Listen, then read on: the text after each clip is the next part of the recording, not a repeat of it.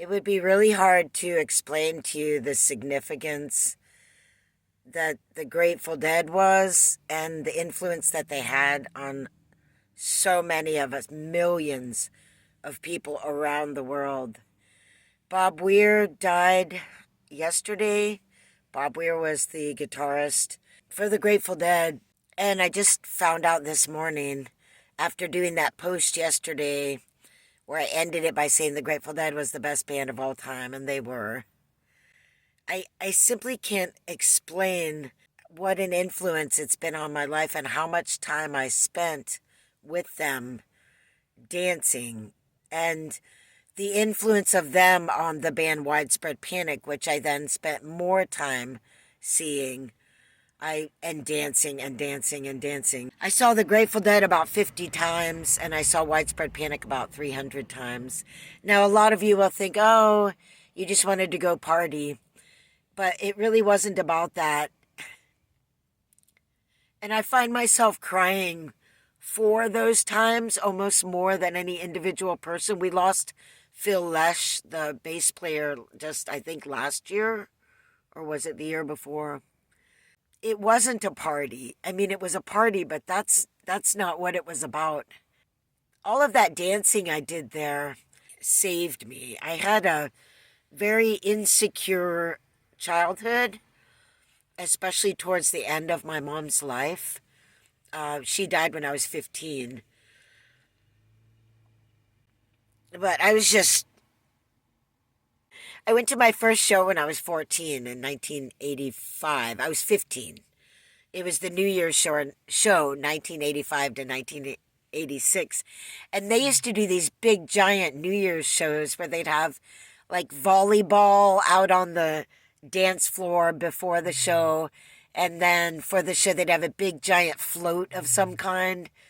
One year it was a cake. One year it was a giant doobie that Bill Graham, who promoted their shows, was riding on across the venue, and all of this crazy stuff, and then the show.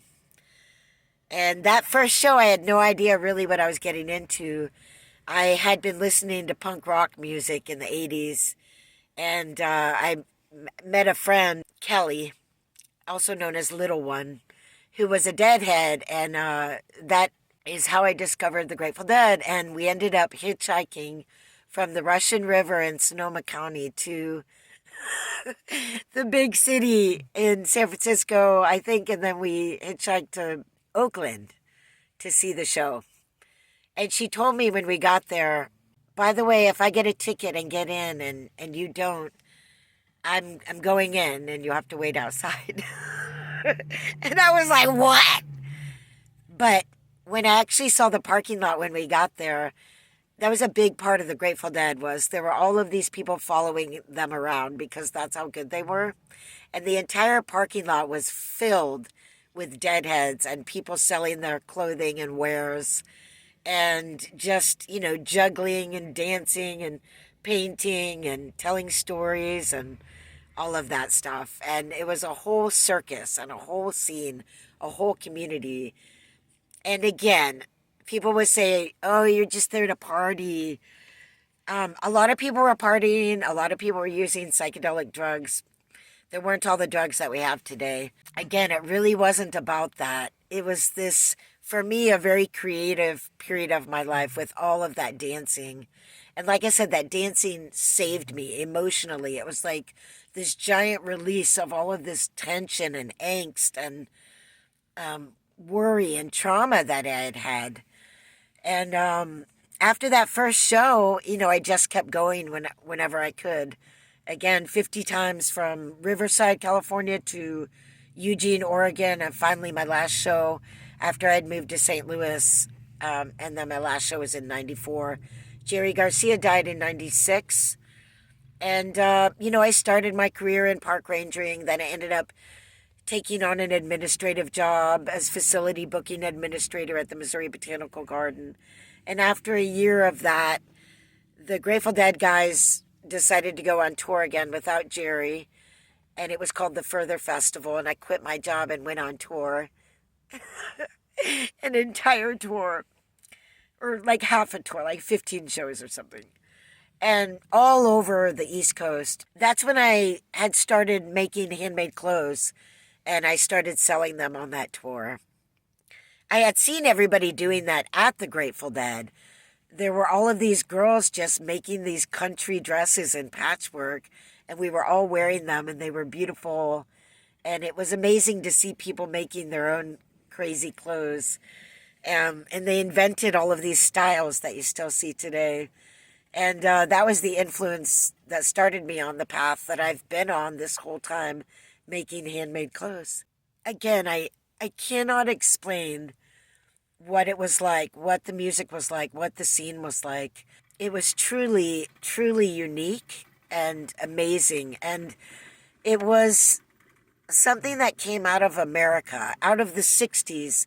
But it wasn't just a 60s band. Like you see these bands like, oh, the Beach Boys are getting back together, 30 million years later.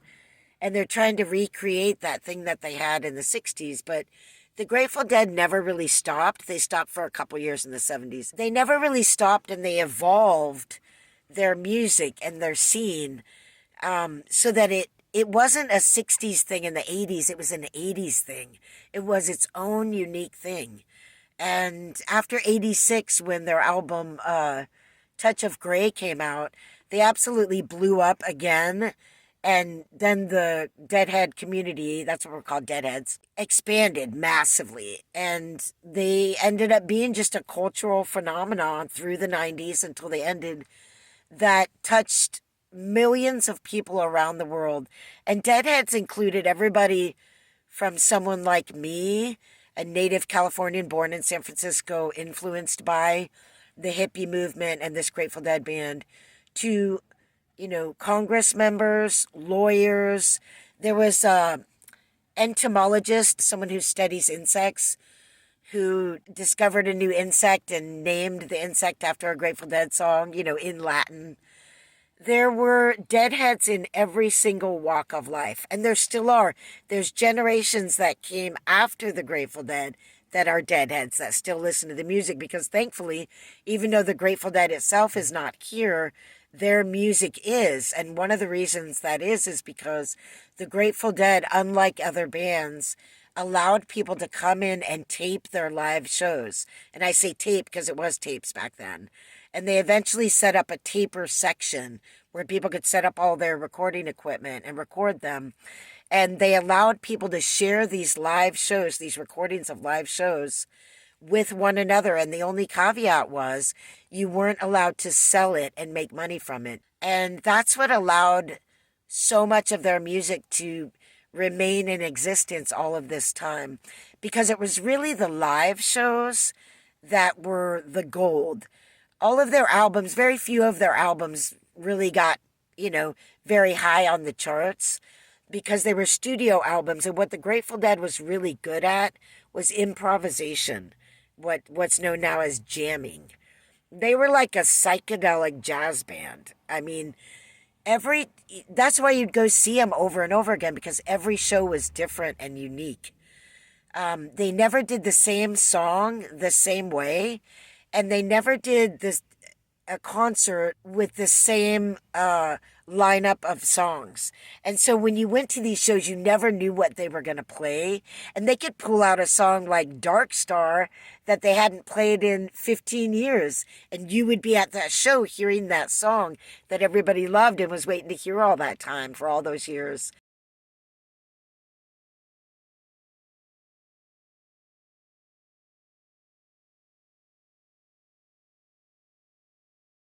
So every show was completely different. And that's why people kept going to the shows. And they literally built up a community of thousands of people that would follow them around the country. That's another influence that really influenced me, was these people traveling around the country. They created all of these traveling vehicles. They transformed all of these school buses into traveling homes. But in this case, there were multicolored traveling homes. Know you've been a good friend, and that's in the thick and thin, and I know it's never gonna end, 'cause you've been a good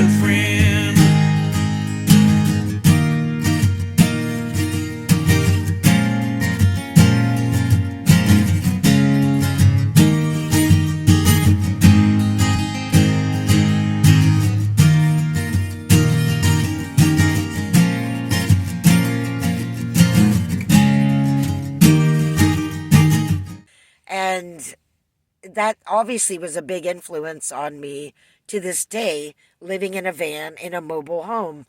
It was amazing. I have a few photographs from that time showing the buses, and they would just all be lined up with different colors, and each one had a name like purple eggplant, or like, where the bus says where you're going, it would say nowhere or everywhere. People would set up like speakers on the top of the bus in the parking lot and just blast live music before the show, and we'd all be dancing out there in the parking lot.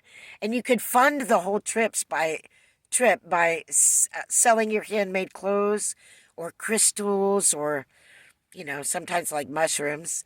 And a lot of people went down to Guatemala and bought a bunch of the traditional Guatemalan multicolored clothes and would sell them on tour. And that was big for a long time. We were all dressed in Guatemalan clothing. Then it became Indonesian clothing. And you'll still see on Etsy today all of these patchwork clothes that are made in places like Indonesia. And it was the Deadheads who went to Indonesia and started buying their clothes to bring on tour and getting them to make Grateful Dead themed clothes. So again, the Grateful Dead influence is massive, both in America and around the world. And it's still going on today. Every town I've ever lived in, St. Louis, San Diego, and up here in Humboldt, all of these towns have at least one Grateful Dead cover band. The towns here have, I think we have 3 or 4 of them here. And I'm sure there's a show today, an impromptu show today somewhere that I'm missing right now where everybody's dancing together. I just can't tell you what it meant to me to be a part of that. It was the first place I ever felt like I belonged. It was the first place where I ever felt like I had this big, enormous family. It was the place that I learned so many valuable lessons about being a good person, about being honest and true, about letting your creativity flow. As far as dancing, one of the special things about the Grateful Dead shows was that's a place where you weren't afraid to dance. You weren't afraid to get freaky. The Grateful Dead dancers are like the weirdest dancers in the world, because people were just like literally letting their bodies flow with the music in a way where you weren't self-conscious. And I remember when the Grateful Dead blew up again in 1986 after Touch of Grey, and this whole new influx of like, I'll just say like frat boys, like college kids started coming into the scene that weren't already in the Guatemalan clothing and committed to the Grateful Dead and weren't already Deadheads. And they were just like standing there in groups looking at us as we're like in our country dresses, like twirling around. There was a phenomenon called the spinners. And girls would just be in these long country dresses, just spinning in circles. And you'd see whole groups of people just spinning in circles. It was just so fun. It was so unique. It was a place that gave you the freedom to be who you really were. And there were a lot of freaks there. And by that, I mean human beings who were truly who they were. You didn't have to wear a certain type of clothing. You didn't have to be a certain type of person. And the creativity was just off the charts. It was a really special place. Now, I gotta say, much like, the military, once you're a Marine, you're always a Marine. Once you're a Deadhead, you're always a Deadhead. It was such a powerful influence. And the truth is, and I still have all kinds of artifacts and memorabilia from that time.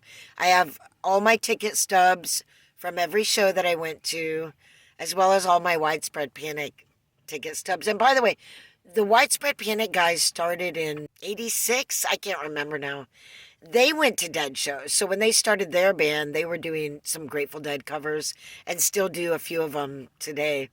But they developed into their own band. Widespread Panic being one of my favorite all-time bands, which again, I literally toured around the country with them, seeing 300 shows and, everywhere from New York City to Colorado to New Orleans. I mean, I went all over the country with that band. But I gotta tell you, If the Grateful Dead was still touring today, I would be on tour. I would literally be on tour today, still dancing. It is the most favorite thing I've ever experienced in my life. It is the most fondest memories I have in my life. It is the thing that will make me, no matter how messed up my life is or may get, or any bad things that ever happened, it is the thing that will allow me to, on my deathbed, say, I am grateful for this life because I am a deadhead and I got to experience that. I will never forget it. And I encourage you all to go ahead and pull up some live shows of theirs and see what it was really like. Listen to what it was really like. Hear what it was really like. What they did with that music. And again, not every show was perfect. But as we used to say, every show was still better than most other bands. But you would get those shows that were perfect, that were just off the charts. And most of them were really, really good. But there were shows that would just change your world. And we call them shows, not concerts.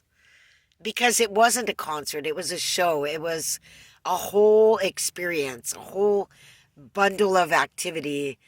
And, you know, when they went from city to city, they did it in a way where you could follow them along very easily. And a lot of times they had multiple shows in one place where we could literally camp out for 3 days and just go to shows. I mean, there were girls in the parking lot with their sewing machines, like hooked into their car, sewing up clothes right there in the parking lot. Patchwork dresses. I just made a patchwork dress the other day. Rest in peace, Bob Weir. And for all of you deadheads out there, you know what I'm talking about. You know what I'm feeling today. And you will also, I know, never forget the Grateful Dead. A truly American phenomenon like no other. Put your comments down there below if you're a Deadhead as well, or you were influenced by the Dead. There are so many stories out there that are so fabulous. I'd like to do a whole video of just some of the crazy stories and amazing stories that happened. Like, you have to remember, this was all before cell phones or the big internet that we have today. And you would go to a show and you were supposed to meet up with friends, but, you know, there was no way to contact one another. Of course, we didn't have cell phones. And there weren't a bunch of people holding up phones at the concert either. But yeah, there were just all of these magical moments where in a crowd of, you know, thousands of people, you'd suddenly just meet up with that person that you meant to meet up with. Here's one quick story. I was at a show in Oakland Coliseum, Oakland, California. And I had gone, and my boyfriend didn't want to go that night. So he stayed in Palo Alto. And I was supposed to take the BART after the show and meet him in Palo Alto where he'd pick me up. But after the show, I could not find his phone number anywhere to call him. And I was freaking out. I was in the middle of a big, giant city, being a small town girl, and everybody was getting ready to leave this big concert, and I was so scared. And I finally just asked this group of people if they could help me, and they happened to be these hippies from San Francisco who lived in the Haight-Ashbury, which is the original place where the Grateful Dead is from and lived. They ended up taking me home with them, and I spent the night there safely. And, this one guy had this bedroom that was all books. All 4 walls were just covered in books. Anyway, the next morning, I somehow found my way to the BART station. And then I still didn't know the address of where my boyfriend was. I mean, we were staying at his parents' house in Palo Alto. It was the summer. I was working with an environmental group in Palo Alto. I was in college in Humboldt, so I was down in Palo Alto for the summer. So we were at his parents' house, and I didn't know the address or anything. So I got on the BART, I got to Palo Alto, and jumped on a bus. And I remember asking the bus driver, I'm trying to find my way back to where I need to be. There's a health food store nearby. And he was able to actually tell me the stop that I needed to get off by the health food store. So I got off the bus, and then I began to recognize the neighborhood, and then I found the house, and my boyfriend came walking out all worried about me, and I burst into tears and found my way home. I realized later the phone number, I had used that piece of paper with the number on it as my set list notes. So what we would do is we'd go to a show and you'd write down what songs they played one after the other as a memento or whatever. And I had written all that down on that piece of paper with the phone number, and that's why I couldn't find it, because I forgot that. That's just one of the crazy stories. Oh, I have so many. Anyway, nobody will ever forget the Grateful Dead. If you're a Deadhead or you had an experience at the Grateful Dead, put it down there in the comments below. And again, rest in peace, Bob Weir. We'll never forget you. And it's so weird to see these guys so old, because when I was there, they were young, and tan, and we were all just dancing in the sun in beautiful California as it used to be. Anyway. All right, thanks for sharing this moment with me, everyone. Just wish I could go on tour again, that's all.